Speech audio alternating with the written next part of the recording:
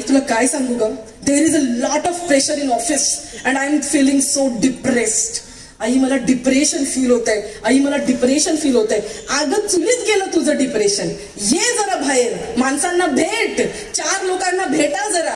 आपले ऋषीमुनी, मी नेहमी एक वाक्य बोलत असते, आर ऋषीमुनीज are not orthodox, they are the real scientist. ते खऱ्या अर्थाने सायंटिस्ट आहेत, ते खऱ्या अर्थाने रिसर्चर आहेत. काका आत्ताची लोक सूर्यग्रहण कधी आहे, चंद्रग्रहण कधी आहे हे बघण्यासाठी नासाने एवढ्या मोठ्या मोठ्या लॅबोरेटरी उत्पन्न केल्या, पण आपल्या ऋषी मुनींनी त्या काळामध्ये पंचांग लिहिलं आणि त्या पंचांगामध्ये सूर्य चंद्र काय तर प्रत्येक ग्रहाचं चलन वलन कसं असेल हे सगळं लिहून त्याचा परिणाम आपल्यावर काय होईल हे सांगण्यासाठी ज्योतिषशास्त्र लिहिलं की नाही. कदाचित त्यांना तेव्हा कळलं असेल की 21व्या शतकातली लोक अशी डिप्रेस होतील म्हणून त्यांनी एकत्र यावं. मला सांगा घरामध्ये बसून बरं वाटतं का एवढं, जेवढं 4 माणसात जाऊन वाटतं.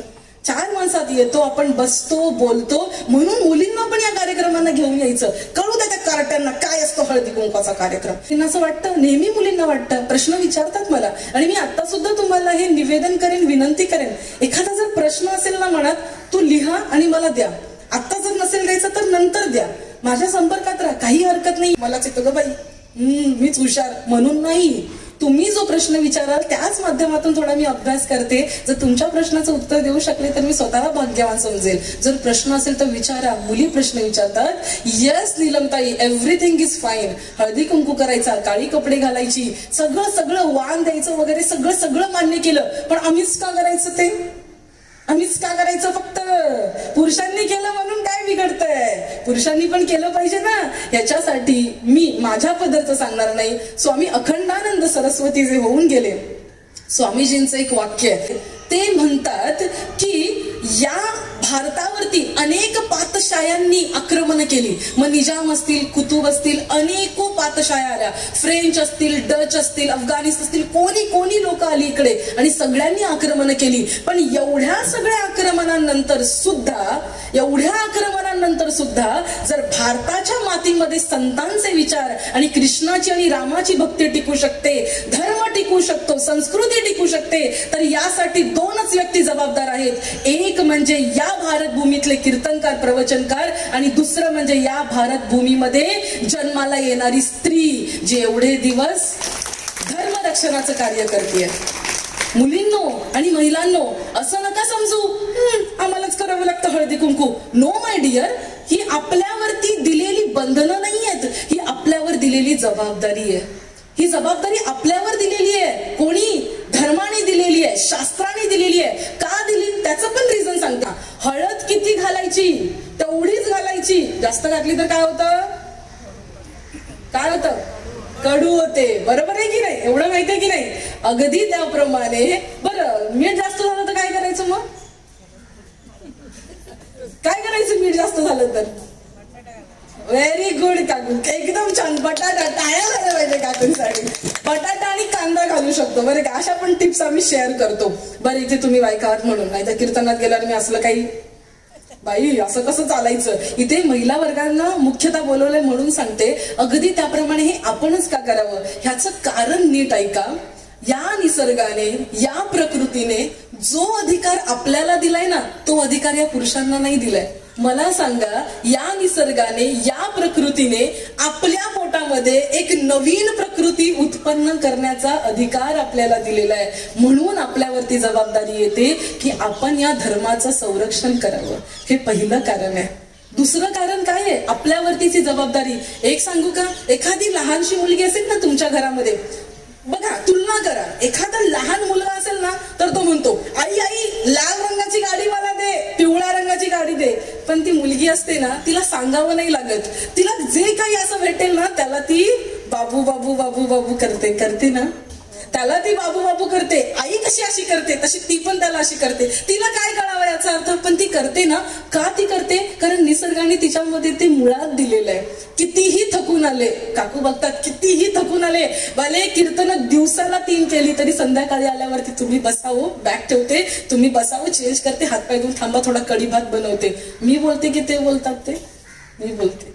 मी मोठी आहे म्हणून नाही, ते निसर्गाने माझ्यात दिलेलं आहे. हे निसर्गाने स्त्रियांना दिलेलं आहे की कितीही दमलो, कितीही थकलो, एखाद्याने आपल्याला धरून हाणलं, हाणू नये कोणी, आणि हाणलं तर त्याला सोडू नये आपण, पण तरी सुद्धा एखाद्याने आपल्याला कितीही वाईट बोललं तरी त्याला पटकन माफ करून पदराखाली घेण्याची ताकद कोणामध्ये आहे? आपल्यामध्ये. तुमच्याबद्दल बोलते मी. ही निसर्गाने आपल्यावर दिलेली जबाबदारी आहे. मग आजच्या मुली म्हणतात मला, काय गं ताई, आम्ही काय करायचंच नाही का? आम्ही मॉडर्न राहायचंच नाही का? आम्ही तसं वागायचंच नाही का? वागायचं ना, सुंदर कपडे घालायचे, 101 फॅशन करायची, प्रत्येक प्रकारची फॅशन आपण करू शकतो. पण ती फॅशन करत असताना एकाच गोष्टीची काळजी घ्यायची की आपलं अंग कुठे तर उघडं नाही ना पडत आहे, या गोष्टीची काळजी घ्यायची. हल्ली तर मुली साडी पण नेसतात, ती नेसताना अशी नेसतात, काय हिने नेसले, उपकार केले आमच्यावरती, सगळं दाखवतच ते साडी नेसतात. नाही ग बाई, नाही ताई, साडी चापून चुपूनच नेसायची. याच्या मागचा एक विचार तुम्हाला सांगते, पटला तर घ्या, नाही पटला तर टाका, पदर मोठा आहे माझा, मी घेऊन जाईल. नेहमी मुलींनीच कशासाठी भोगवस्तू म्हणून पुढे जायचं? Why girls are wearing beautiful dress? काका, चांगले चांगले कपडे घालायचे, दाखवत सुटायचं अंग, कशासाठी? एक गोष्ट सांगते, जर सुंदर दिसून भोगवस्तू म्हणून समाजात फिराल ना, तर समाज तुमच्याकडे भोगवस्तू आणि मादी म्हणूनच बघेल. पण जर चांगलं चापून चुपून कपडे घालून स्वतःच्या कर्तृत्वावर बाहेर पडाल ना, तर समाज तुमची पूजा केल्याशिवाय राहणार नाही. कशासाठी मुलींनी नेहमी सुंदर दिसूनच बॉसची वाहवा घ्यायची असते? कशासाठी प्रेझेंटेशन मध्ये शॉर्ट कपडे घालायचे असतात? स्वतःला बुद्धी नाहीये का, अक्कल नाहीये का? स्वतःच्या कर्तृत्वाच्या आणि विचारांच्या बळावरती नाही का आपण घेऊ शकत बडतर्फी? घेऊ शकतो ना. बॉसला खुश करण्यासाठी छोटी कपडे घालण्याची संस्कृती आणि संस्कार हे भारताचे अजिबात नाही आहेत. आमची संस्कृती काय आहे? आमची संस्कृती महिलांना हुशार बनवते, बुद्धीने प्रगल्भ बनवते. मला मान्य आहे, मला अनेक लोक बोलत असतील ऑर्थोडॉक्स आहे. Oh my dear, I am so sorry. मी इथे तुम्हाला शरीर दाखवून तुम्हाला खुश करण्यासाठी नाहीये माझं शरीर, त्याच्यासाठी अजिबात नाहीये. समाजासाठी जे कार्य करावं लागतं, जी काही भागीदारी घ्यायला लागते ती मी घ्यायला तयार आहे, पण माझ्या अटींवरती, तुमच्या अटींवरती अजिबात नाही. हा ऍटिट्यूड मुलींनी हातामध्ये घेऊन चाललं पाहिजे. Then I will call you as a confident girl, otherwise you are a fool girl. या समाजासाठी तुम्ही फक्त एक सुंदर दिसण्याचं माध्यम आहात, बाकी काही नाहीये. पटतंय का मुलींनो? पटतंय ना? पटत असेल तर इतरांपर्यंत पोहोचवा. आणि हा समोर लावलेला मोबाईल आहे ना, त्याच्यासाठीच आहे. यू माइट बी सेइंग की आल्या, पुरुष मंडळी म्हणजे जे आयोजक असतात ना, काका तशी नाही, तिथलं नाही बोलत आहे मी. जर असं इथलं इथे बोलायला लागल्यावर मला चपलेने सांगते मग. पण दुसरीकडची आल्या, आता स्वतःचा कॅमेरा लावणार, मोबाईल लावणार, शूटिंग करून मस्तपैकी इंटरनेटवरती टाकणार. मला सांगा, हे इंटरनेटवर नाही गेलं पाहिजे का? गेलं पाहिजे ना. मला सांगा, इंटरनेटवरती इतका घाण कंटेंट भरलेला आहे. तुम्ही नेटफ्लिक्स घ्या, तुम्ही वोट घ्या, तुम्ही प्राईम व्हिडिओ घ्या, काय ऑन एअर सगळं कंटेंट. मग या कंटेंट मध्ये आपल्या संस्कृतीचा कंटेंट आपण दिला पाहिजे की नाही? दिला पाहिजे. मग त्याच्यानंतर आता जो व्हिडिओ तुमच्यापर्यंत पोहोचेल तो तुम्ही शेअर करणार की नाही? मी असं अजिबात बोलणार नाही ते फालतू. लाईक करा, शेअर करा, भीक मागायला आलेली नाहीये तुमच्याकडे. मी हिंदू संस्कृतीचं, मी वैदिक हिंदू संस्कृतीचं जर पुढे येऊन नेतृत्व करते, तर ते समाजापर्यंत पोहोचवण्याचं कर्तृत्व तुमचं आहे, ती जबाबदारी तुमची आहे, ती तुम्ही पूर्ण केलीच पाहिजे. मी मुलींच्या IQ बद्दल बोलत होती, मुलींच्या स्मार्टनेस बद्दल बोलत होती. वी ऑलवेज थिंक की काष्टा नेसणाऱ्या मुली, ह्या ज्या साड्या नेसणाऱ्या मुली, बायका मूर्ख असतात. असं नाहीये. आत्ताच वटसावित्रीचं व्रत होऊन गेलं, आत्ताच वटसावित्रीचं व्रत होऊन गेलं. आमच्या मुली विचार करत राहिल्या, why to go around a word, why to go around that word tree, घुमिंग round and round and round just for a husband, getting for a 7 जन्मास. ओ माय गॉड, हे इतकं सोपं नाहीये बाळांनो. सावित्री जशी तुम्हाला वाटते तशी सावित्री नाहीये. आज विषय हळदी कुंकाचा निघालाय म्हणून सावित्री बद्दल थोडंसं बोलते. सावित्री कोण होती? जर सावित्रीची आख्यायिका जर तुम्ही पाहिली ना, तर सावित्रीच्या आख्यायिकेमध्ये असं वर्णन येतं, सावित्रीला लग्नापूर्वी माहिती होतं, तिच्या लग्नापूर्वी माहिती होतं की सत्यवान नावाचा राजा, त्या सत्यवान नावाच्या राजाच्या हातामध्ये राज्य नव्हतं. राजकुमार होता सत्यवान नावाचा, त्याच्या वडिलांचं राज्य, वडील अंध होते, वडिलांचं राज्य त्यांच्याकडून निघून गेलेलं होतं. दुसऱ्या राजाने येऊन ते हिसकावून घेतलेलं होतं. असा दरिद्री असणारा सत्यवान राजा, तिला माहिती होतं की याचं वय अवघं 1.5 वर्षाचं आहे, तरी सुद्धा सावित्री तरी सुद्धा सावित्री त्याच्याबरोबर लग्नाचा निर्णय घेते. Because Savitri believe on herself. तिचा स्वतःवरती इतका आत्मविश्वास आहे की येणाऱ्या कुठल्याच परिस्थितीला मी घाबरणार नाही. एकच सांगेन, इथे बसणारे महिला असतील, पुरुष असतील, स्त्री असतील, अबाल असतील, तरुण असतील, सगळ्यांना एकच सांगेन की भगवंताला कधी सांगू नका की माझ्यावरती हे दुःख आहे. भगवंताला नेहमी सांगा तू किती पण दुःख दे, मी शेवटी तुझाच पठ्य आहे. कुठलंही दुःख दिलंस तरी त्याला मी हरवल्याशिवाय राहणार नाही. अशी सावित्री, जिला आधीपासून माहिती होतं की सत्यवान याला अल्पायुष्य आहे, सत्यवान याच्याशी विवाह केल्यानंतर आपल्या पदरात दारिद्र्य येणार आहे, तरी सुद्धा सावित्री त्यांच्याशी विवाह करते. विवाहानंतर ठरलेल्या क्षणी सत्यवानाला घेण्यासाठी यमराज म्हणजे धर्मराज येतात आणि त्यांच्या बरोबर सावित्री अशी इथून मुलुंड स्टेशनला जावं अशी चालत जात नाही हो. योग मार्गाने सावित्री योग स्वरूपात त्यांच्या बरोबर जाते, धर्मराजांबरोबर जाते, प्रवासाला सुरुवात करते. त्यांच्या मागे अशी नाही फिरत की माझ्या पतीचे प्राण द्या, माझ्या पतीचे प्राण द्या. ऍक्च्युली झालंय काय माहितीये, आपल्यापर्यंत मेसेज जो आहे ना तो वेगळ्या पद्धतीने आलेला आहे. पण खऱ्या अर्थाने सावित्री कशी चालली आहे, सावित्री कल्पना करा, सावित्री तरुणी आहे, तिचा नुकताच नवरा यमराजाने घेतलेला आहे आणि तो निघालेला आहे परलोकामध्ये. सावित्री त्याच्या मागून जाते. सावित्री सुरुवात करते बोलायला, स्वतःच बोलायला सुरुवात करते. सावित्री पातिव्रत्याचं महत्व सांगते. धर्मराजाला सांगते की हे धर्मराजा, पातिव्रत्याचं महत्व काय आहे. धर्मराज म्हणतो तू काहीही बोललीस तरी तुला तुझ्या पतीचं प्राण मी देणार नाहीये. सावित्री म्हणते त्यासाठी येतच नाहीये मी. Who was the Savitri who has achieved that kind of a situation in her meditation. ती स्वतःच्या योग बळावरती त्याच्याबरोबर प्रवास करू शकते. एवढी ताकद सावित्रीची आहे. तेवढी ताकद, कॉन्फिडन्सने सावित्री चालते मागे. पातिव्रत्याचं महत्व सांगते, भरपूर वेळ सांगत असते. यमराज खुश होतात. यमराज म्हणतात सावित्री तुझ्या पतीचे प्राण सोडून दुसरा कुठलाही वर माग.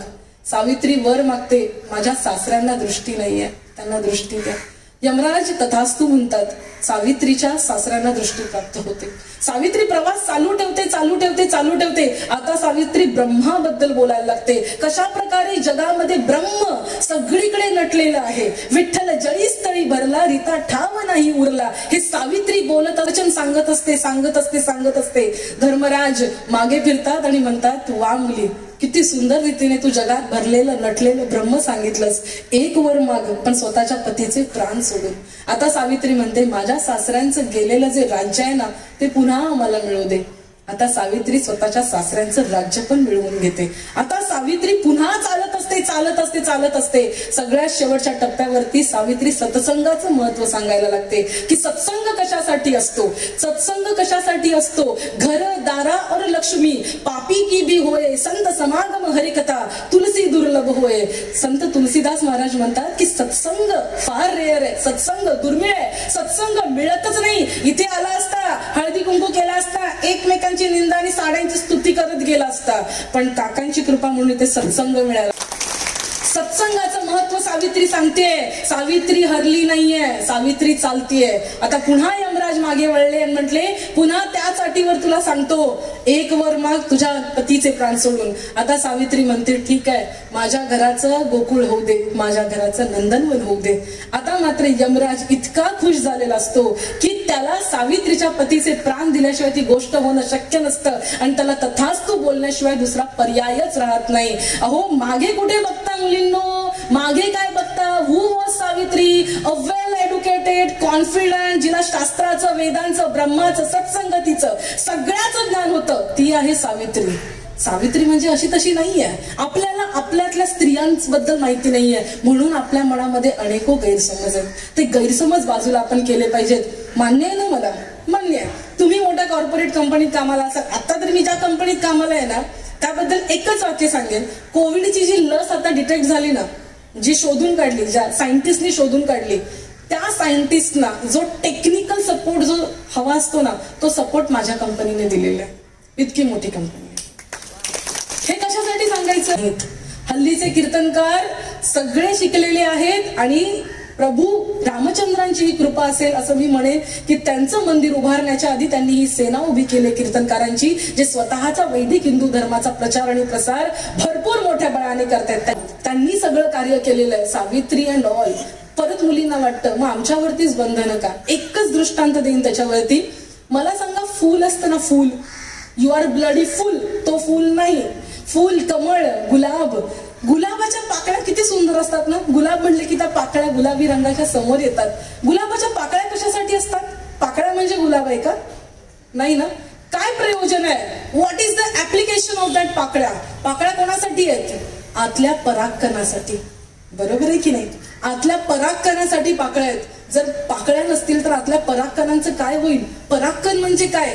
जो परागकण पुढे जाऊन बी बनतो आणि त्या बी नंतर पुढचा वृक्ष बनतो, म्हणजे नवीन निसर्ग उत्पन्न करण्याची ताकद कोणात आहे? परागकणामध्ये आहे. त्या परागकणाला प्रोटेक्शन देण्यासाठी, संरक्षण देण्यासाठी पाकळ्या आहेत. म्हणून स्त्रियांनो, महिलांनो, मुलींनो, आपल्या संस्कृतीने आपल्यावरती जी काही बंधनं लादली ना, ती बंधनं नाही आहेत, ते आपलं संरक्षण आहे. कारण निसर्गाने तुला नवीन निर्मितीचा अधिकार दिलाय, म्हणून तुझं संरक्षण व्हावं. त्या संरक्षणासाठी म्हणून तुझं एवढं प्रोटेक्शन. मग आपले एक भाऊ बोलतात, अगं असे कपडे नको का घालूस, अगं जास्त माणसात पुढे पुढे नको का करूस. वडील म्हणतात, तू ना थोडीशी आतच बस. का? तू मूर्ख आहेस म्हणून आत बस का? नाही ना. मला सांगा, स्त्रियांमध्ये ताकद किती. दर महिन्याला जातं की रक्त अंगावरून जातं की नाही, पण तेवढ्या अवस्थेत सुद्धा आपण तयार असतो असा पदर खोचून. कशासाठी? घरच्या कामांसाठी. पूर्वीच्या स्त्रियांना लोक म्हणायचे की बाजूला बसवा, त्यात पण आपण जी काही कालवायची ती माती बरोबर कालवली. आम्हीच का बाजूला बसायचं, त्याने काय होतं, असं काय होतं, तसं काय होतं. चला, तो पण अधिकार तुम्ही घेतला, काही हरकत नाही. पण खऱ्या अर्थाने बघायचं तर पुरुष आणि स्त्री याच्यामध्ये कंपॅरिझन केलं तर निसर्गाने मुळात आपल्याला जास्त ताकदवान, जास्त सहनशक्तीशील आणि जास्त भावनात्मक बनवलंय. त्या गोष्टीचा आपण फायदा करून घेतला पाहिजे. आणि त्या गोष्टीचा फायदा म्हणजे, मुली तुम्ही छान कपडे घाला, सगळं सजा. काका काय हरकत आहे हो, आम्ही आलो लंडन मधून, आम्ही आलो अमेरिकेवरून, छान आम्ही अमेरिकेमध्ये वगैरे काम करतो. एखाद्या शनिवारी रविवारी आम्ही सुंदर काष्टा घालून कीर्तन करतो. किती सुंदर चित्र आहे ना हे, किती सुंदर चित्र आहे. मला सांगा, अशा घरामध्ये कधी दुःख येईल का? अशा घरामध्ये कधी दारिद्र्य येईल का? पैसा कमी असेल, गरिबी असेल, पण दारिद्र्य कधी नसेल, कर्मदारिद्र्यता कधी तिथे नसेल. आणि मी एक सांगू, ज्या घरामध्ये तुम्ही एंट्री करता त्या घराचं जे वातावरण असतं, काही घरांमध्ये गेलं ना की लगेच निघावंसं वाटतं. असं वाटतं या घरामध्ये 2 मिनिटं पण बसू नये. कोणाची तरी आठवण आली असेल, तुमच्या जवळच ठेवा, बोलून दाखवू नका. पण काही घरांमध्ये गेलं असं वाटतं बसावं, छान बसावं, थोड्या वेळाचं वाटतं. का वाटतं? कारण त्या घरची गृहिणी त्या घराला घर नाही तर देवघर म्हणून सांभाळत असते. म्हणून आपल्यावरती ती जबाबदारी आहे, आपलं घर असं असावं, आपल्या घरातली लोक अशी असावी. सगळ्यांना ह्याला हेडीस पिडीस कर, त्याला हेडीस पिडीस कर, ह्याच्यावर तोंड टाक, बाई ग मीच कोणती शानी, मी आहे म्हणून सगळं, माझ्याशिवाय घर चालतं का, माझ्याशिवाय तुम्हाला खायला कोण घालणार. नाही ग बाई, नाही. तुझ्यावरती जबाबदारी दिलेली आहे. आणि सरते शेवटी मला माहिती आहे, खूप मच्छर आलेले आहेत, त्यांना पण प्रवचन ऐकायचं. काय त्याला प्रवचन ऐकायचंय? कुठे मिळतं? The drinking, they are drinking your blood and listening to the प्रवचन. तर ते शेवटी एवढंच सांगेन तुम्हाला की भरपूर झालं, खूप दिवस आपण चपात्या लाटून घेतल्या, सगळं केलं. मला मान्य आहे, सगळेजण सगळी पूजा करता, पण थोडा वेळ का होईना भगवंतासाठी काढा. प्रत्येक कीर्तनाचं किंवा प्रवचन याचा शेवट याच गोष्टींनी होऊ शकतो. गोंदवलेकर महाराज असं म्हणायचे की एखादं घर असावं, त्या घरामधलं न्हाणीघर मोरी बरेच दिवस बंद असावी, आणि ज्याप्रमाणे त्या मोरीमध्ये गरम गरम उकळतं पाणी घातलं ना की ती मोरी कशी खळकन स्वच्छ होते, अगदी त्याप्रमाणे अनेको दिवस मनामध्ये साचलेले वाईट विचार, निंदा, नालस्ती, घाण विचार एका रामकृष्ण हरीने खळकन धुवून निघतं. एवढी ताकद नामाची आहे. त्याच्यामुळे पूजा करत असाल, तुम्हा सगळ्यांसमोर दंडवत, खूप छान, खूप कौतुक तुमचं, पूजा करताय. पण त्याच्या जोडीला उद्यापासून एक माळ घ्या.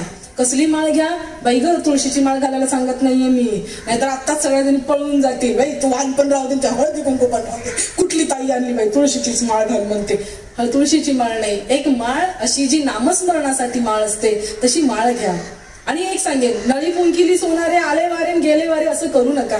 आयुष्यामध्ये कधी कुठला मनुष्य तुमच्या आयुष्यात येऊन तुम्हाला एखादा उद्देश देऊ शकतो, उपदेश देऊ शकतो, आणि तुमच्या आयुष्याला कलाटणी भेटू शकते ना, हे तुम्हालाही माहित नाही. तुम्हाला काय वाटतं, तुम्ही इथे काकांनी बोलवलं, मंडळाने बोलवलं म्हणून इथे आलात? असं नाहीये। डोंगरेजी महाराज म्हणतात आपकी क्या औकात है कथा में आने की और मेरी क्या औकात है कथा कहने की, वो तो बाके बिहारी की कृपा है, जिसको वो बुलाता है वही कथा के लिए आते हैं। इथे तुम्हाला बोलवलं गेलेलं आहे, मला सांगा हो, ज्याच्या नशिबात नाहीये ना, नंतर तुम्ही विचारा, मी बोलते असं म्हणून नाही, नंतर चेक करून बघा। अनेक अशा बायका असतील त्या म्हणतील भाई ग त्या दिवशी मला यायचंच होतं पण नेमके पाहुणे आले। पाहुणे नसतात ते, आपलंच असतं पाप। पाप म्हणजे काय, प्रवचन असेल, कथा असेल, तुम्हाला येऊ देणार नाही, काहीतरी संकट येईल, काहीतरी पायाखाली अडी येईल, पण तुम्हाला येऊ देणार नाही। आज आपण इथे आलोय म्हणजे कृपेचा वर्षाव आपल्यावरती झालेला आहे। गॅसवर ठेवलेलं ते भांड असतं, ते दूध असतं, जसं भांड भरलं की दूध उतू जातं ना, अगदी त्याप्रमाणे हे भांड प्रभूच्या प्रेमाने भरलं, माऊलींच्या प्रेमाने भरलं ना, की असं प्रवचनाच्या रूपाने उतू जात असतं। इतकं ते भरायला लावलं भगवंताने। आंखों में पडेगा जाला, लाठी से पडेगा वाला, आंखों में पड़ेगा जाला, लाठी से पड़ेगा पाला, नाकों से बहेगा नाला जब जिंदगानी में, खड़े खड़े करोगे वस्त्र में मलमूत्र त्याग, पड़े पड़े थूकते रहोगे पीकदानी में, भक्ति क्या करोगे तब शक्ति ना रहेगी जब, अतक कर भक्ति योग भोग से कर लो वियोग, कर ले भगवान का भजन तुम अभी जवानी में, तुम अभी जवानी में। शरीराचे आपण कितीही कौतुक करू, जसं मगाशी म्हणलं आंखों में पडेगा जाला, डोळ्यामध्ये कधीतरी मोतीबिंदू येणार आहे, कधीतरी नाकातून वाहणाऱ्या शेंबडावरती आपलंही कंट्रोल राहणार नाहीये, कधीतरी मलमूत्रावरती आपलंही नियंत्रण राहणार नाही। आयुष्यामध्ये अशी एक वेळ येणार आहे आणि ती येण्यापूर्वी जोपर्यंत शरीर चालतंय, जोपर्यंत शरीर बोलतंय, तोपर्यंतच भगवंताचं नाम आपण घेतलं पाहिजे।